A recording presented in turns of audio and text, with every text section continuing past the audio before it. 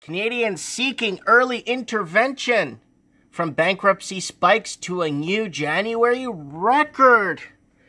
So guys, this is a January record. This isn't even the Q1 numbers that I'm so excited for them to start releasing for Q1 to see where things are at. Because there's so many hard-headed people out there believing that everything is fine, but they're riding off the coattails and their ATM machine homes for equity to keep themselves afloat. And that's what I've been talking about for the last 6 years. It's been 6 years now, actually, in March. The 6 years I've been talking about this housing. I looked back at my channel. I have, like, just on the housing, like 1,000 something, I can't remember, but like a ridiculous amount of videos. And I was going through all the different topics going back a couple of years. And I'm like, holy crap. I couldn't believe I predicted that. Holy crap. I can't believe, and I'm not trying to give myself props or anything.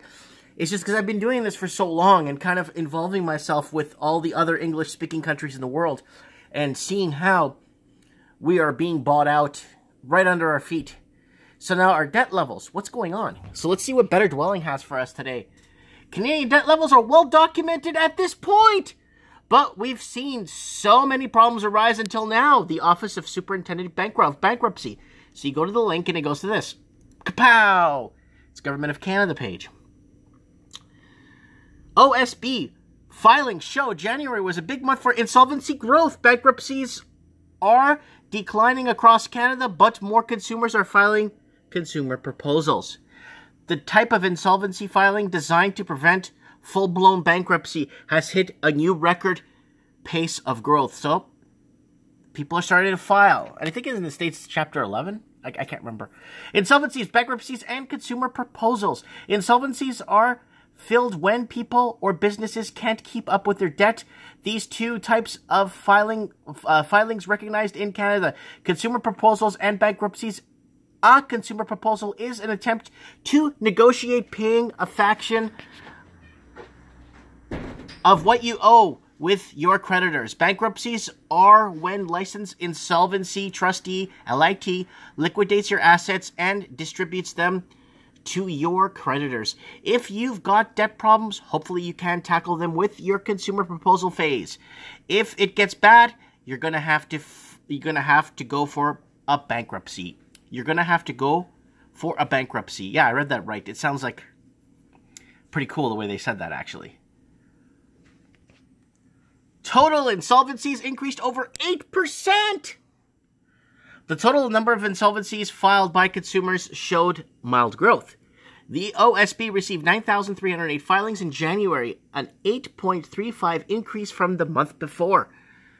Compared to the same time last year, this is a 2.93% increase. Let's break that down by types of insolvencies. So look at this here. So bankruptcies are going down, but consumer proposals are going up. Proposing bankruptcy and actual bankruptcies are going down. So this is when the poop hit the fan right here. And these two lines hit each other. Great, we got this fire out. This fire is going out, but this one's scorching hot. Bankruptcies are down 3%, which is good, right? The good news is that consumer bankruptcies are down across Canada. OSB received 3,981 bankruptcies filing in January, a decline of 3.89% from the month before. This represents 5.46% decline compared to the same month last year. Bankruptcies in Canada peaked in March 2011 and have been trending lower since. So bankruptcies are down, are not as high. There's a 12-month change right here. So that's from 2012 all the way. Look at that. Look at 14, eh? Okay. Consumer proposals make largest jump in over 5 years. Consumer proposals are exploding in growth across the country. OSB received 5,327 consumer proposals. That's a 19.73% increase from the month before. This represents a 10.24% increase compared to the same month last year.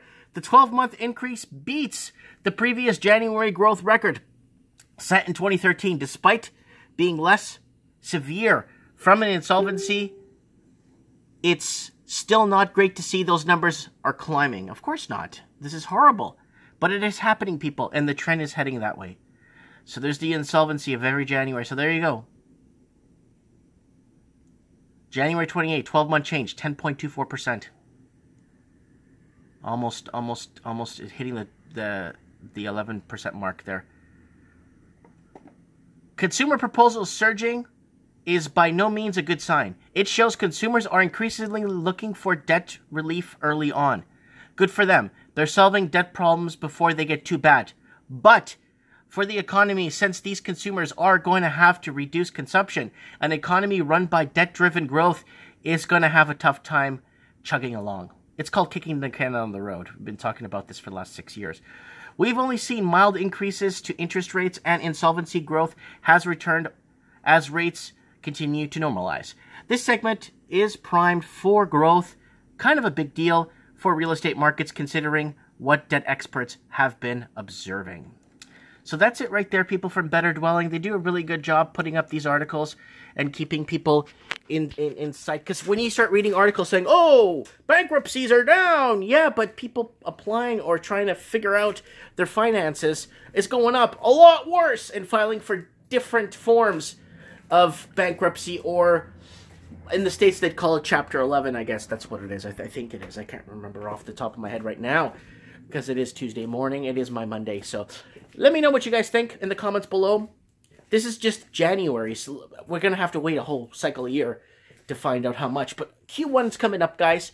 Tomorrow, trends in the housing market. Don't forget to join in live, 7 p.m. Tijuana time. If worst case scenario, I'll start at 8, only because if I have to get my kids to bed, or if I got something going on with the family. But this shouldn't be tomorrow. Tomorrow should be a clean slate. Don't forget to tune in tomorrow, guys. Trends in the housing market. I got some articles already lined up for tomorrow. Hopefully I can get some people to call in. We'll have open lines and get some people to call in and discuss what is happening with this housing crisis and crisis debt bubble in all the English-speaking countries. Thanks for watching, guys.